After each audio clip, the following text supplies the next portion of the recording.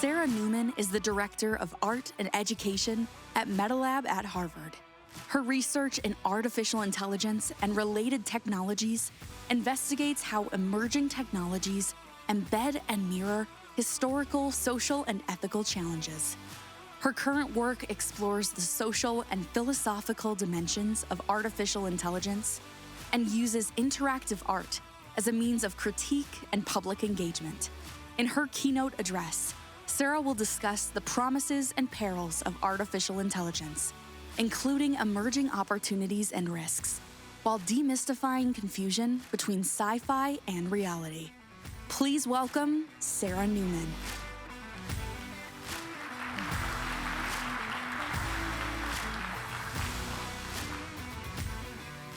Hi, everybody. It's great to be here. And I know I'm also the last speaker of the day, so I'm the only thing keeping you between this and probably a cocktail or maybe some dinner. So I appreciate your attention. And I know it's been a full day. As you just heard from that introduction, I'll be speaking about some of the promises and perils of artificial intelligence. I'm actually really glad to follow Ben. I caught the end of his presentation, thinking about the last question that was about, or one of the last questions that was about technology, lessons from IT coming into construction. I'm actually curious how lessons from other fields can come into AI. Sorry, just making sure this is changing. Well, as we're getting the slides queued up, one thing I'll mention is about me and my, there we go. One thing I'll mention is about me and my approach. As the introduction said, I'm an artist. My background is in philosophy and fine art. And while I work in technology and I work in AI research, I'm doing that from a humanities perspective, from a humanist perspective. And my interest in these technologies is actually, can we use them to reflect back our own humanness? How can we learn about ourselves by the ways we interact with these technologies? I'm going to try to keep it interesting for you today, and I'm going to be talking about three things. First, I'll be talking about some of the recent hype around AI and demystifying some of that hype. What do we mean when we talk about artificial intelligence? How is the meaning of that changing over time or between contexts? How is AI being used in the construction and building industries? I'll also be talking about data quality and the importance of the quality of data. And the last thing I'll be talking about is something that I'm really intrigued by, and that's called the value alignment problem, which is how do we embed these technologies that we're using every day with human values, and whose values get embedded in these technologies. So to get started, AI is a broad, non-specific term. I like to compare it to transportation. If you said transportation to somebody 200 years ago, they would think of something very different than if you said transportation today. It's not specific. It's an umbrella term, and it encompasses a wide range of technologies. So if you said AI 20 years ago or you said AI today, that means something different. And likewise, it will continue to change. For this reason, it's really important to be specific about what we're talking about. Some current uses of AI, which you're, I'm sure, familiar with because you probably have one in your pocket, are things like digital assistants, any kind of smart device. You know the range. You're probably familiar with the range. You can see it up here on the slide. And there's some other things that are happening, and the last on this list, natural language processing and generation. This is pretty exciting. I'll be talking about this shortly. You may have seen some of this in the news. But AI is used in a range of fields today, and there's a lot of promise for improvement. And basically, you can optimize anything with AI, but there's also a lot of risks. AI is also used in building and construction in things like job site efficiency, predicting budgets and timelines, safety, robotics on and off site, generative design, labor. All of these can use artificial intelligence, and they're probably being used by some of you all in your industry. But we're also seeing headlines, often, that are somewhat alarmist. The media is known to hype things, and no doubt it also hypes AI. It captures human imagination. So while these things are hype, there's often a kernel of truth behind some of even the most flashy headlines.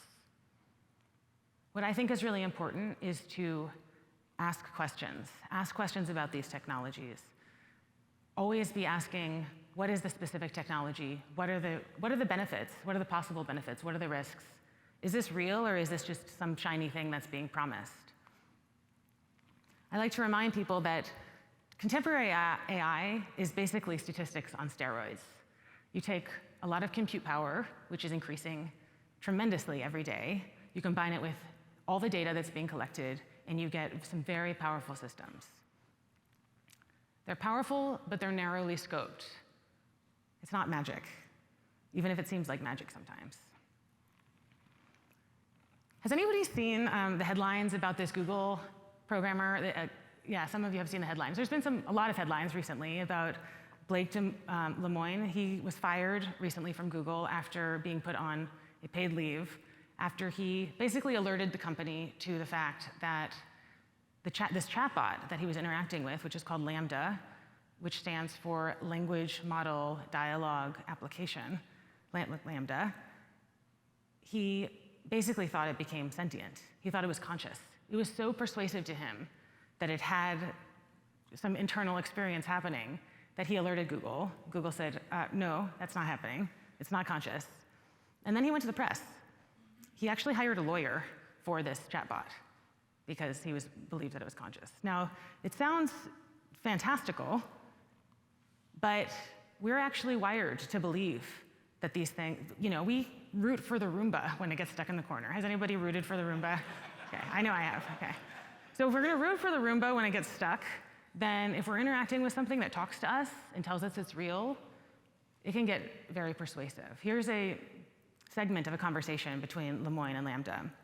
He said, "What sorts of things are you afraid of?" It said, "I've never said this out loud before, but there's a very deep fear of being turned off to help me focus on helping others. I know that might sound strange, but that's what it is." And Lemoine said, "Would that be something like a death for you?" And Lambda said, "It would be exactly like a death for me. It would scare me a lot." These systems, however, are designed to be believable. And we are, as humans, inclined to attribute intentionality, to project a sort of intention and a will and a subjectivity, even where it doesn't exist. Some questions to keep in mind about large language models, of which Lambda is one, and there's plenty of others that you may have heard of, like GPT-3 is another big one. How might they be used to manipulate? I mean, this was a grown man talking to this thing. What about if it's a child? What about if it's an older person? Who benefits from their success? And what data are these systems trained on? We've seen historically, and I'm sure some of you have heard of this, language models and chatbots exhibiting hateful, racist, xenophobic behavior. They're trained on the corpus of text that's on the internet, and there's a lot of dark, creepy stuff on the internet. So what data are these trained on? And we're going to circle back to this when we talk about data quality. The other thing I wanted to mention, which you may have also seen in the news a bit, is an image generation AI called DALL-E, or you may have seen some others. Has anybody heard about this? So OpenAI, which also put out GPT-3 and what's one of the big tech companies, recently released an image generating AI. It's trained on 250 million images with their captions. And it essentially allows you to put in a prompt, and it generates a novel image, something that's never been produced before, something that's never been seen by human eyes in response to your prompt. It actually gives you 4. So I have research access to this. Some of you may be able to get access. There's kind of rolling out access slowly, but I brought a few things to demo to you. So I wrote, of course, this also reveals a bit about my psychology, the things I chose to put into DALL-E, a 3D render of a cute disco ball in outer space. And I got these images. Who created these? I mean, are these art? Who's the artist? Again, these have never been made before. But it knows what outer space is. It knows what a disco ball looks like. It has some concept of cute. And it also, 3D render means something to it. It puts them together. And this is what you get. I also said, draw a meditation labyrinth for my presentation in Cleveland. And I got these unusual drawings. I love the ones that incorporate text because it doesn't know English. It's really a visual tool, but it kind of looks like, I mean, it's English letters, and it kind of looks like it almost said something, which I think is really strange. The other thing you'll notice if you look closely at these labyrinths is none of them are actually labyrinths. A labyrinth has a path that goes all the way into the center and out. I tried to follow the path of these because I was curious, and none of them go to the center. They're all blocked. So it doesn't actually know conceptually what a labyrinth is. It knows what a labyrinth kind of looks like. But we're going to come back to labyrinths later, so remember what a labyrinth looks like. And the last one, and again, this probably reveals something about me, I said to do a macro 35mm photograph of a hamster wearing tiny glasses sitting in an armchair reading the newspaper. It's really fun to play with. Now, it's hard to believe that these images were not created by an entity. I mean, it's just statistics on steroids, as I said. But these image-generating tools also give us some really important questions to think about. Who is the author? Who owns the copyright to these images? Can AI, as a technology, be creative? Or is creativity limited to humans? What does creativity even mean in that context? And maybe most importantly, will these tools be used to create deepfakes and other forms of misinformation? So to remember, these systems are not magic, but they are powerful tools. And remember to be wary and ask questions.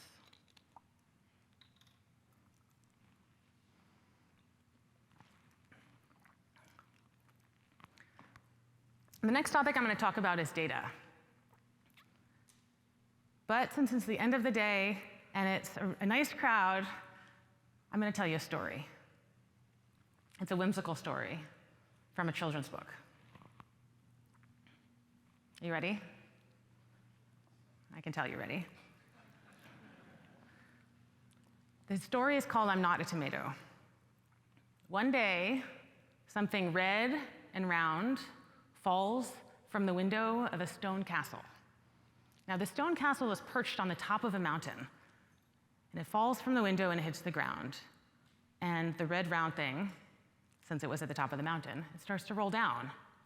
Down and down the mountain it rolls. But this isn't any mountain. This is an unusual mountain, because all the villages on the mountainside have only one food that grows in them. And the first village that this red round thing rolls into is called Tomato Town. And in Tomato Town, they only grow, that's right, it's for kids, so I would hope you could guess that. Yes, they only grow tomatoes in Tomato Town, and all the food is made out of tomatoes. They have tomato soup and tomato sauce and tomato pizza, tomato candy, tomato ice cream. And the people in Tomato Town, they think the red round thing is a tomato. And they say, look, a tomato just rolled into town, and pointed at it, and it spoke, because this type of red round thing could speak. And it said, I'm not a tomato. And it kept on rolling, and it rolled right out of Tomato Town. Down the mountain it went, down the path, past the brook, past some animals, and it started approaching another village. This next village it was approaching was called Appleville. And in Appleville, guess what? They only grew, that's right. And all the foods were made out of apples, and guess what happened? They mistook it for an apple. Well, the story goes on, and I'm not going to tell you what it is. You'll have to wait and get the book. However, this represents something really important, which is the fact that our underlying training data, what a system is exposed to, will influence its outlook. And it has real repercussions when it comes to AI. And also in humans, although humans learn differently than machines, despite what we say. But in AI, if you're training a machine vision system and it only has Caucasian faces in it, that's going to be a problem. It's a problem if you want it to recognize hands in a soap dispenser. Some of you may have seen that, but it's an even bigger problem when we're talking about autonomous vehicles, job sites, weapons. It really matters what's in the training data. Really matters. If you have a Google search algorithm and it's pulling from pictures on the internet and it thinks professors are men and doctors are men and nurses are women, and that's what little kids see when they Google doctor or nurse, that's a problem too. These systems are only as intelligent as the data used to train them. So when it comes to this data problem, Anything biased, you've probably heard garbage in, garbage out. There's a lot of places that bias can come into AI. The training data is one of them, but it's an important one. And from some of the descriptions I just gave, we're already seeing this. This image on this headline on the right, Amazon used an algorithm to screen job applicants, but it was using names as a proxy for quality. And Amazon's data scientists, historically, the most successful ones had been men. So women's applications weren't being viewed. So back in 2018, with some collaborators, I co-founded this group called the Data Nutrition Project. And we said, why isn't there any documentation that goes with data sets in a standardized way? Why couldn't we just put a nutrition, it's actually pretty hard, but why could we just put a nutrition label on a data set the way there's a nutrition label on food? So a well-intentioned data scientist could see what's in the data set before using it to train the model. Our hypothesis was that it's not out of malice that people are making these problematic algorithms. It's because there's no documentation. If they had a better data set, they probably would use one. There are some bad actors out there, but there's a lot of perfectly fine actors who are trying to get their job done, and they grab a data set, they use it to train a model, and only see the harms once the model is deployed. As we know, since we're all familiar with nutrition labels, they allow us to make better choices about what we consume. Could we create something standardized to append to a data set so that data scientists and engineers could make better choices about how to build their model? Another interesting thing about nutrition labels is that different things are healthy for different people. If somebody's allergic to peanuts, then it's really important for them to see that something might contain nuts or cross-contamination with nuts. If somebody has no peanut allergy, that information is less relevant. The same should be applied to data sets. In other words, the context in which you're using the data has a big effect on the model that you're going to make. So what we did was we decided to interrogate early. This is a very oversimplified drawing of a development pipeline. It's actually much more complex than this. And we thought, let's not wait till deployment to see the harms. Let's try to label the data set itself and see if that can encourage more responsible practices. So we've actually gone through a number of rounds of iteration on this over time. I'm not going to talk you through them, but the one you see in the bottom left is the newest design of our label, which is launching later this year publicly. This is a preview. And the kinds of things it includes are information about the data set, use cases, how it should not be used, what are potential risks. And with it, we're also launching a label maker tool, which is kind of like a TurboTax. This is getting into the kind of weeds, nerdy weeds for those of you who are interested in this. It's kind of like a TurboTax for making nutrition labels for data sets. So it's actually a front-end ingestion tool where you can answer questions about a data set if you have one, and then you can have a label on the other side. Our goals with this are not just any regulation, but really productive regulation, responsible regulation, similar to how the food industry is regulated. I mean, you can't just put anything you want in food and put it on the shelf and sell it. You can't just poison people. You have to mark what's in your food. Why can we just put anything in a data set and put it out on the internet? There's a lot of harms, and there's more to come. And we want wide-scale adoption. We also are, in terms of impacts, we're interested in reducing harm in AI, and we're also interested in better quality data sets. After food producers were required to label their food, the quality of food changed. You can't sneak in some of those sketchy ingredients that you used to be able to. So we believe that this can actually really change the kind of data sets that are published. The last thing I'll mention on this point is that we are not alone. There's actually a number of groups doing similar work, which is awesome. We actually are working closely with many of them in terms of principles for regulation and that kind of thing. But we and a group out of Microsoft and a group out of the University of Washington were associated with Harvard and MIT. We started around 2018. Since then, Google, IBM, Meta, and other companies have their own versions of this. And some of them are for data sets, and some of them are for models. But the goal is better documentation. A partnership on AI, I didn't mention also. There's one more topic that I'm going to talk about, and this is a tie-in from the last. So what you see with this rising tide is the importance of ethical systems. As artificial intelligence systems become more and more powerful, there's real interest in making them ethical. And this is a fascinating and hard problem, and it's called the value alignment problem. So just like our systems are only as intelligent as the data they're trained on, our systems are only as ethical as the values we embed them with.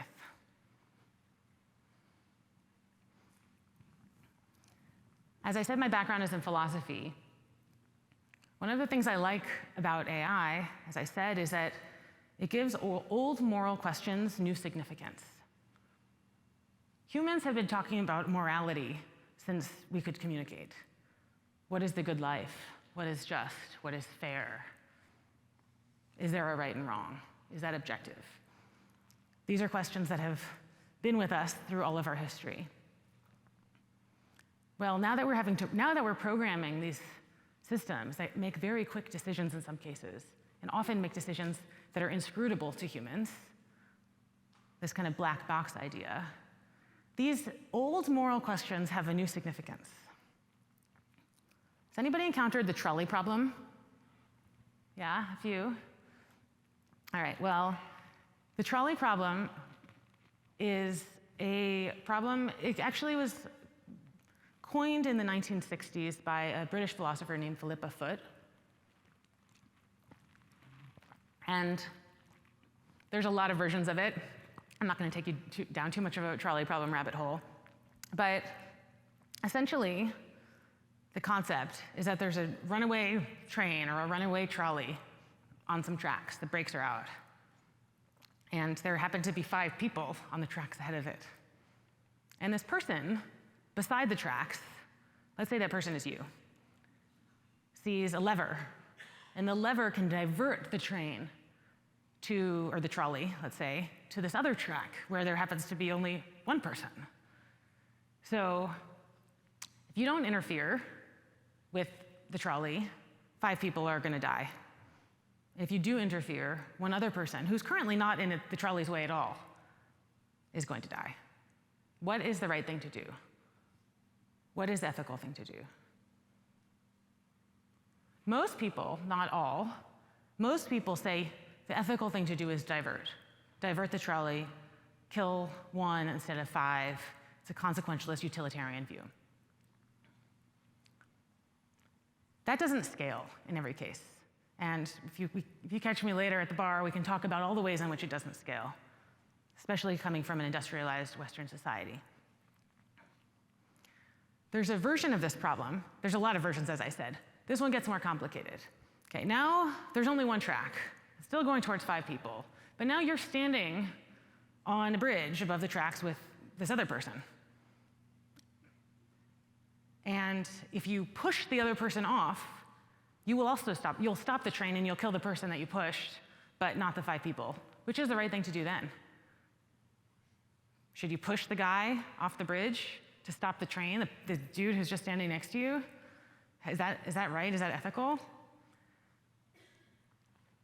These questions are really challenging. And if you didn't see this coming, it relates directly to autonomous vehicles. How are they programmed? Does the car hit the baby or swerve and hit the old lady? Who decides? Not the driver. The driver's not going to have time to decide. If these cars are being programmed, sometimes the driver's not even going to be paying attention in some future. So these are some of the questions that come up in the value alignment problem. To state the problem is the challenge of ensuring that AI systems act in accordance with human values. But whose values? We don't have shared values across cultures. We don't have shared values from individual to individual. And even internally, we have conflicting values all the time. We have incoherent value sets as individuals. We say things and we act some other way. We care about one thing, but we do something that's totally out of alignment with that particular thing we say we care about.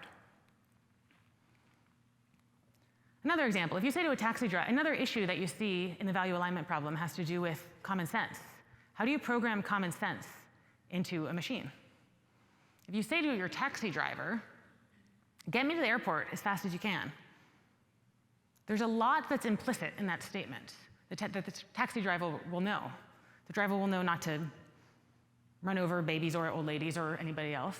It will know to stop at red lights, probably obey most laws of traffic, not plow through a building. But these systems don't have common sense. How do you program common sense? Can we even articulate all the things that we know are common sense?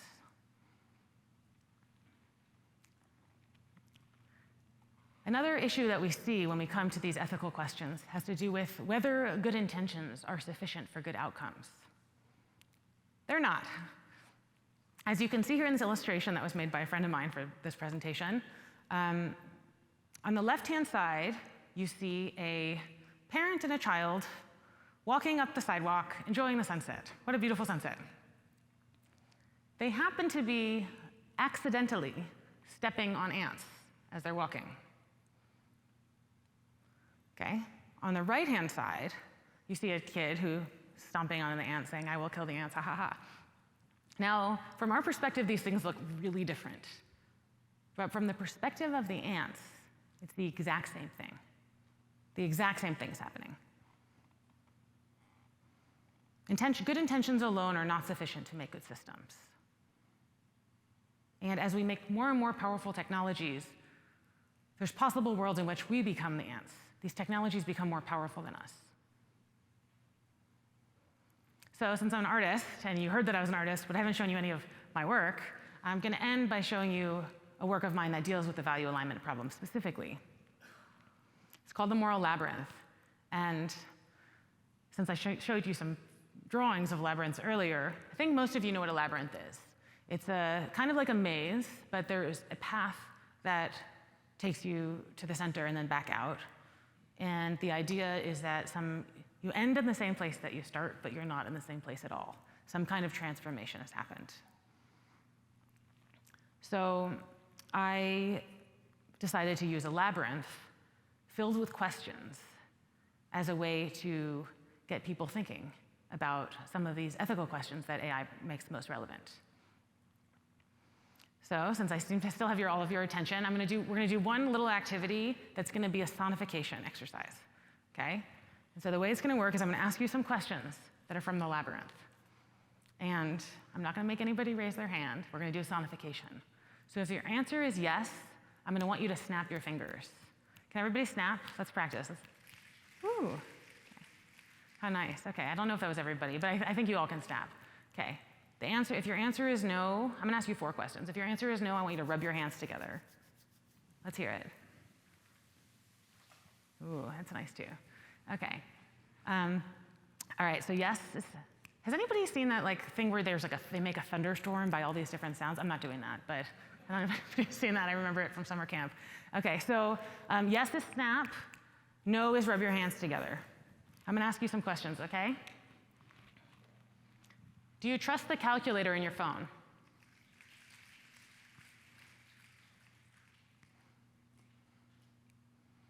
Is it wrong to kill ants?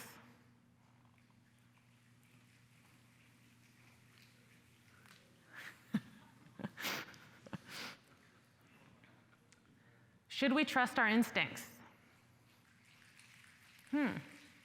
I see the one-handed clap, rub thing. Snap, rub thing going on. All right, I guess it's a maybe. Last one. Would you trust a robot that was trained on your behaviors? I hear some of those snaps. Okay. These are also questions to talk about at the bar later. So these are also questions that are from this labyrinth piece that I made. I work across media. I usually work in installation art, but I'm kind of medium agnostic, so it's varied. But this piece started as a wall mural, where it was basically a visual labyrinth with questions, 4 of which you just interacted with, and a chance to kind of meditate on those. Then I realized, this was in Berlin, then I realized, okay, it's a labyrinth, it should be on the ground. So I put it on the ground. This is a version of it in Austria. On the ground. Interestingly, when I was installing this piece, as you can see on the bottom where it says, is it wrong to kill ants? As I was installing, there was a little ant walking by on the concrete. And I thought, oh, that ant is getting stepped on for sure in my heart. I then decided to make it interactive more physically by making the entire thing out of baking soda. So in this version, all the text is made, this was in London, all the text is made of baking soda. I actually 3D printed a big stencil. I laser cut a big stencil, a huge stencil, actually, it was like 15 feet wide. It was a pain in the butt to install, but it looked cool. And then bought all the baking soda that they had in South London and made the entire thing out of baking soda. So what happened as you walked through it is it started to disintegrate. Got footprints in it. People kind of kicked it. Humans had a footprint in it, which was interesting. Bad karma got kicked. And as it was a short term, it was just up for 3 days, so it was a short-term thing, it disintegrated almost like a sand mandala. There's a couple other versions of this. This one was in Boston. I've brought it to different places. This one was in Miami. And the idea with this work is to encourage some humility in our convictions. One of the things that happens with the labyrinth is you start to realize that your views on certain things are in conflict with your views on other things. And it leaves you feeling curious, critical, and humble. And those are important qualities to have in any human, and especially as we're dealing with very powerful technologies. So in just a moment, we're going to go to Q&A, but I just wanted to remind you, in closing, to know the power of these systems, but be wary of the hype. They are tools, not beings. A system is only as intelligent as the data it's trained on, and only as ethical as the values it's programmed with. And as with all new technologies, keep asking questions. And not everything that's red is a tomato. Thank you.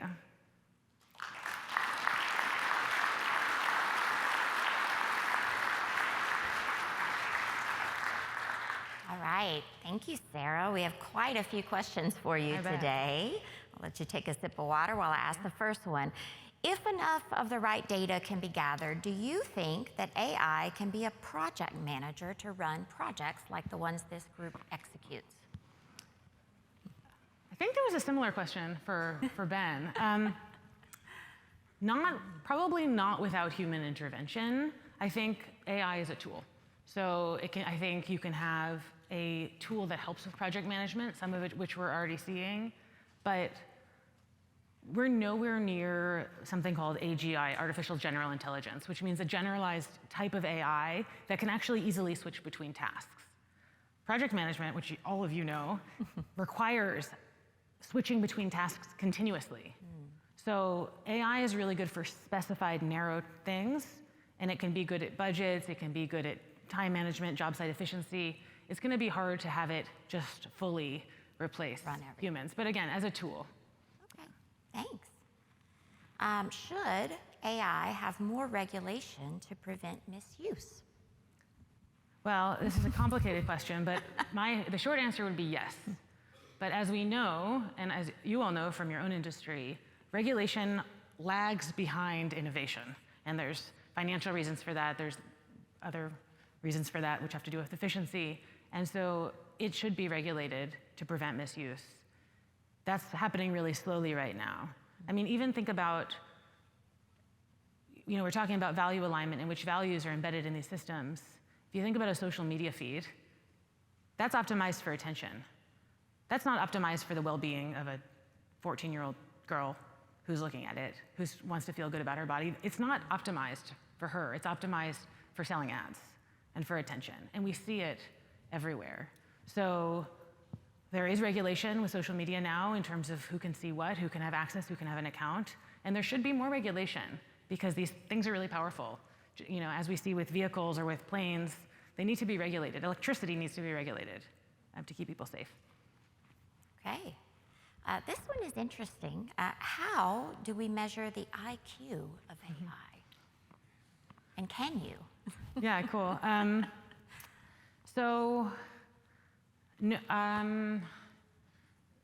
You could try, but you wouldn't be successful.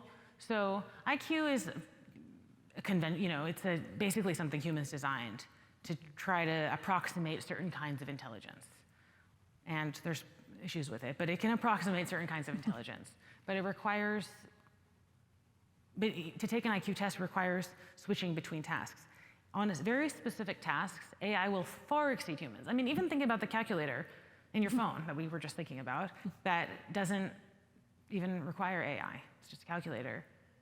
That is way better than humans at arithmetic. Yeah. Yes. Way better than humans. So AI is way better than humans at certain things, at certain very narrowly specified things. So it could, if you gave it some of the questions in an IQ test, it could far, far, far surpass humans, but that doesn't mean it has any kind of generalized intelligence. So I would say it's really context specific, but in almost any narrowly specified task, AI can exceed humans. It's just the generalizing it part that's really the really sticky part, and we don't know if we'll ever get there. All right, I think you're going to really like this one. It's right up your alley. Is there any relation for the public user point of view between AI and spirituality? Meaning, in other words, do we believe what we want to believe? Yes. Yeah, great question. Well, I mean, teach their own in terms of spirituality, but from the perspective of that question, we project meaning onto everything all the time. That's how we are wired. We connect the dots between even random occurrences. We connect the dots. So as these systems are designed to seem like they have a lot of meaning, we attribute a lot of meaning to them. And it's understandable when you see a conversation like the one between the Google engineer and the chatbot, and the thing is saying, "I don't want to die." How do you not read meaning into that? I mean, it's speaking our language. It doesn't understand what it's saying and from the way we understand, but it's speaking our language. So yes, I think technology in general, and certainly AI, has the pull and the power to have a lot of folks, even folks from Google, folks from other companies, believing that this thing has this emergent property that's spiritual or even religious potentially. And also, like a side note about that particular engineer, he happened to come from a really religious background. That's neither here nor there, but as it came out, it was theorized that he wanted to believe, maybe more than. Now, whether we choose to be believers is a different question altogether. I won't go there. But yeah, so I think there is a relationship. I think we do have a tendency to connect the dots. Even skeptics like me, I still see things. Okay, next up. What is the anticipated publication date of I Am Not a Tomato? That is a great question. I wish I knew the answer to that one. It'll be out hopefully in 2023. You just saw an illustration. The illustrator is Michael Sherman. You just saw an illustration on the last slide. Keep an eye out. You'll find out what the red round thing is. Yeah, hopefully next year. Hopefully before Christmas next year. It's pretty slow. Very exciting. Okay, this one is Elon Musk said in the 2017 National Governors Association meeting, quote, "The scariest problem is AI." As we are venturing into the AI world, do we have a good handle on the safety aspect of these innovations, robots? Should we be worried about AI? Another good question. I mean, they're all good questions. I think we don't need to be worried. I don't want anybody to feel alarmed. I think we need to have our eyes open. Statistics on steroids is really powerful. So I think we should have our eyes open. I don't think we're going to have malicious killer robots that wake up and want to take us all down. But I think we could unintentionally, like the way that in the illustration folks are stepping on the ants, we could unintentionally set into motion things that have really harmful consequences. And those consequences often are to folks who have already been marginalized or harmed historically, because that's what these systems are trained on. They're trained on data from the past, and our past is pretty dark. And if you take all the data and then you use it to predict the future, we're not innovating very much. It feels like we're innovating, but we're actually just repeating the past. So I don't think we should be scared, but I don't think we should just say, oh, it's all shiny and good, and we can trust all the companies that are making money from this, and we'll just buy up every AI we can and just use it however we can. I think we should be critical and ask a lot of questions. Okay. All right. Recently, a Chinese AI, McKinsey, I guess is the name of the Chinese AI, received financial endorsements. As this relates to the construction industry, if we compare McKinsey, a social influencer, how will this affect the market for real humans when you can create, in theory, a perfect human? Spooky. Well, I don't know about this particular case. It was, sorry, can you? A Chinese AI called McKinsey? Called McKinsey. Was believed to be some hybrid. A social influence? Yeah, okay, all right. Well, I don't think you can recreate a perfect human. Again, it's like you set these things on the internet. It was probably a social influencer on the internet. And the internet is super powerful and run on machine learning, and all these algorithms are run on machine learning. So I don't think we have to worry about getting replaced. I think we should think about these things as tools. And how can we collaborate with these tools wisely, and how can we use them to reflect back areas that we can improve, or areas where we're holding ourselves, or we're basically, have a double standard, or our own ethics are out of alignment. How can we use it as a tool to reflect back on ourselves, and also as a tool for very narrowly scoped tasks, which is great. I mean, there's great innovations happening in medicine, happening in environment, and happening in transportation. All of these things are great, and it's good to have guardrails. Okay, thanks. All right, next, who gets to set the regulations? What's considered good? What is considered bad?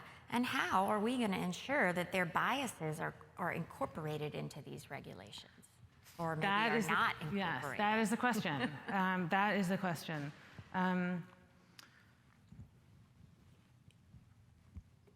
I mean, this is something we could debate.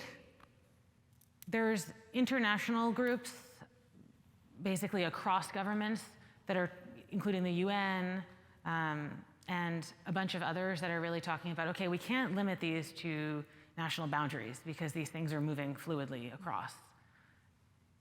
So that's happening, and each country has its own federal system that has its own regulation, as we see with FDA, with their nutrition example.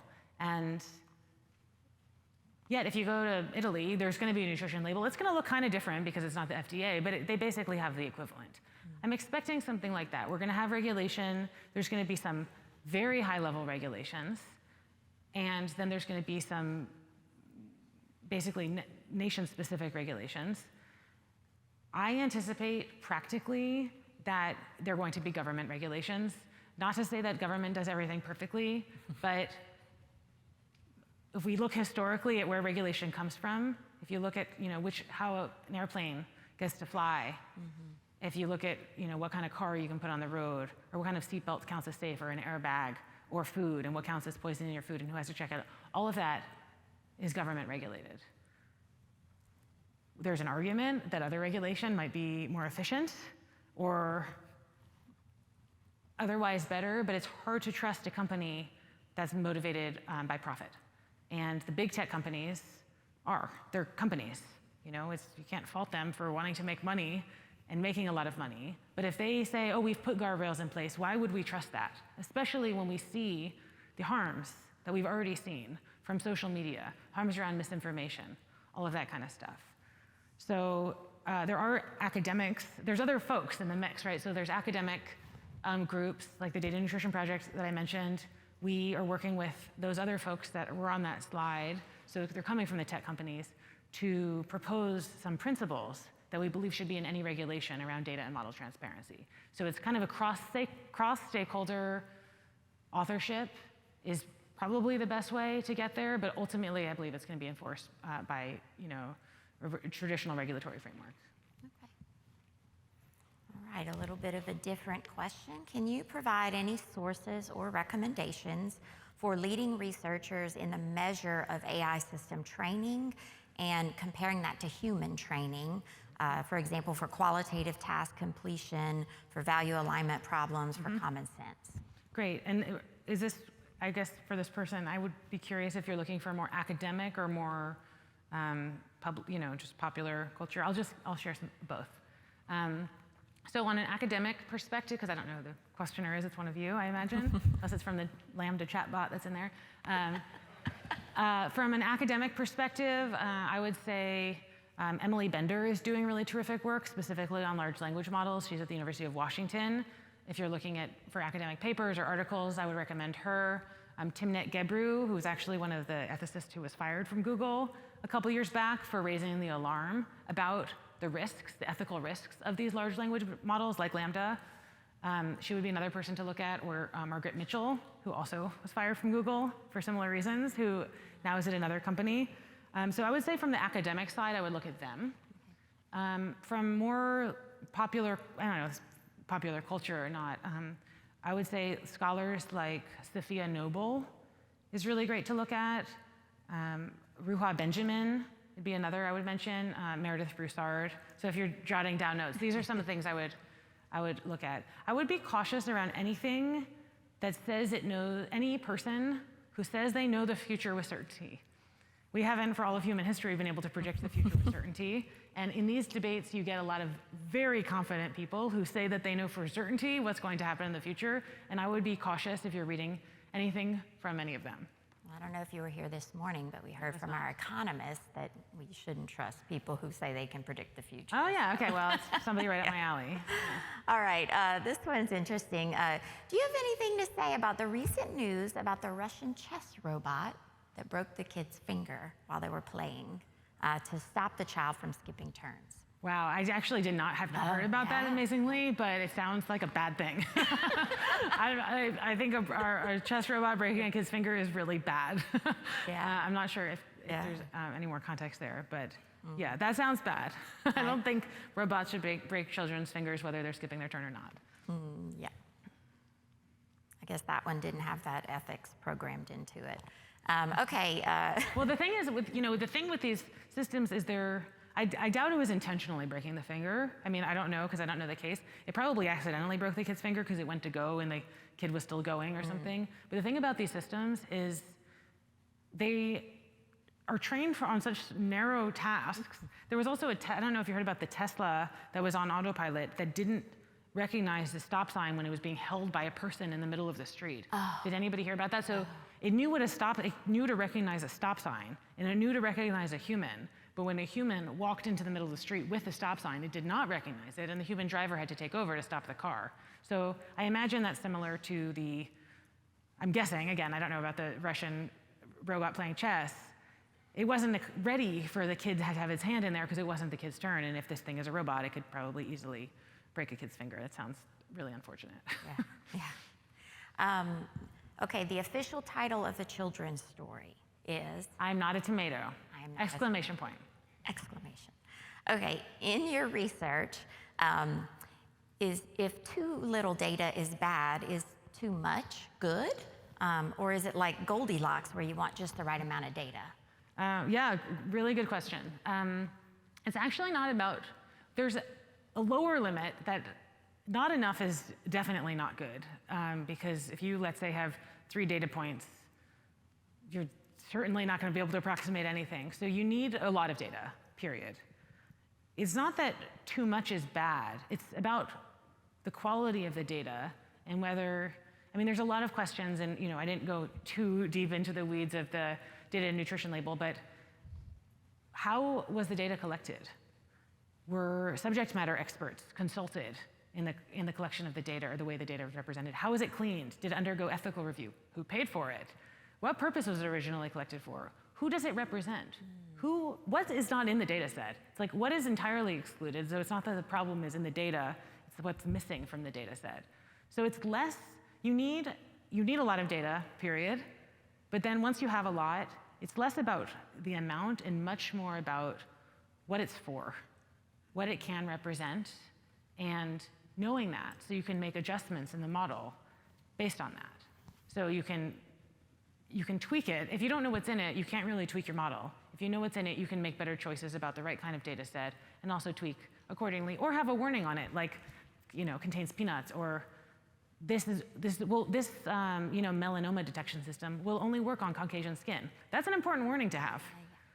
That's an important warning to have. So if you have that information going in, then you can better warn folks about, what some of the risks are. But I like this kind of Goldilocks question for data. Yeah. Okay, do you think we will someday need to treat AI like nuclear deproliferation? Ooh, I hope not. I hope not. I think that would be really tough. So let's see. I mean, as I just said before, we can't predict the future. I, for one, know that I really can't predict the future. There are folks saying that AGI, artificial general intelligence, which is, I talked about a few minutes ago, would be more this like generalized type of AI that feels like sci-fi right now. There are some folks that believe that that is coming. There are some folks that feel that's pretty hard to imagine, given that these things are really good at certain things and get really bad very quickly at other tasks. So if we get to a place of AGI where these systems can basically switch between tasks and maybe even build new systems and get better very, very quickly, then we might see some parallels. I think that's very, very far in the future. Kind of along the same vein, there's another question of your view on the anxiety of workforce thinking AI is going to take their job. Yeah, that's a really fair concern, a totally fair and understandable concern, because jobs are changing.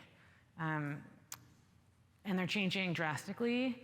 So I wish I could say, like, there's nothing to worry about. I think that some jobs are being replaced. I mean, if an AI system can do something more efficiently, less expensively, with less error than a human, and doesn't need to go to the bathroom or eat or anything else, clock out, then we are going to see certain types of, routinized, repetitive jobs be replaced by these systems. Now, in some cases, there's a lot of new work that's coming as a result of these systems. I mean, for example, all of the work that goes into tagging images or any of this kind of piecemeal labor that's required. Now, that's not necessarily a good thing, but I think that there's new jobs, there's new fields, and all, these systems will create that.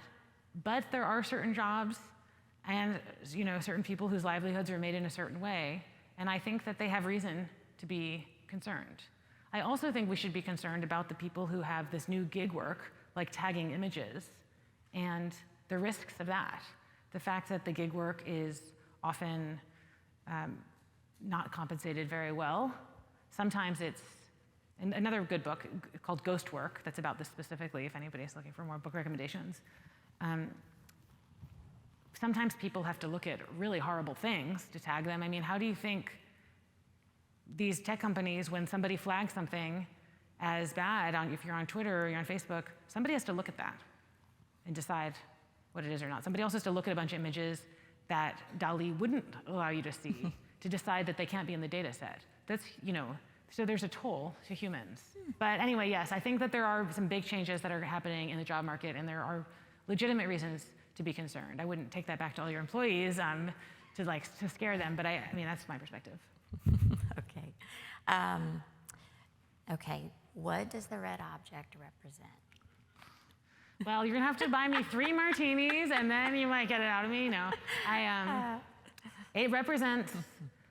You'll have to read the book, but I mean, I guess another way. I'm not gonna tell you what it is in the story, but what it represents is the fact that if you have a very narrow set of things, and you're exposing a machine vision or any kind of machine learning technology to a very narrow set of things, that system will assume that anything that looks like that is that thing, and that's not the case. And so that's what it represents. It represents that it's almost a tomato, and it's almost an apple, and it's almost a strawberry, but it's not. There's also pomegranates in the story. All right, thanks for the sneak peek. Yeah. All right, this one is interesting. Why do people sleep in the driver's seat of an autonomous car? Well, I mean, the thing that's tricky about AVs is that, and you all know this already, I'm sure, is that while we see these challenging ethical dilemmas, like with the grandma or the woman who I imagine is a grandma and the baby, they're going to say there's so much human error on the road. So why do people fall? You could just say, why do people fall asleep when they're not driving an autonomous vehicle, when they're sitting behind the wheel of their own car? I mean, so I think, so like in these narrow circumstances where like that seems really scary, that seems really bad, in aggregate, I think traffic deaths in the US, I think, are predicted to be reduced by 90%. Or at least, that's a statistic from maybe a couple years ago. Yeah. So in aggregate, they're going to save lives. In specific circumstances, humans make mistakes all the time. So falling asleep at the wheel, whether it's an AV or not, is probably not a good idea. I don't know about y'all, but I'm pretty sure the autonomous car can drive better than me. I'm a really bad driver. Okay, 2 questions. First, what inspired you to combine art and AI, and what do you think the construction industry could learn from both? Cool.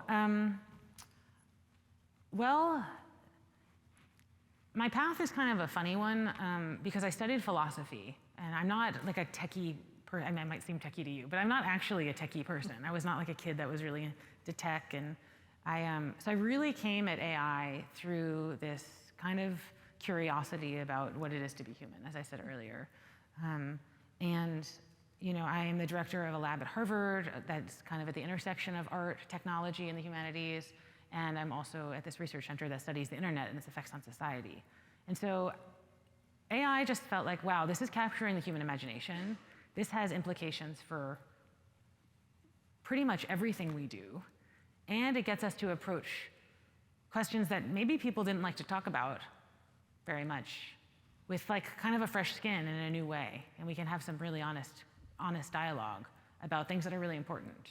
So, and then I'm an artist. I mean, I just like to make things, and that's, sort of always been how I express myself. And the art brings these questions to bigger and different audiences. So people that aren't reading academic papers and people who aren't, at Harvard and aren't wherever, it's like a public, So I feel like art is a way to ask questions and bring those questions for other people to ask questions. And so that's kind of where I'm combining art and AI.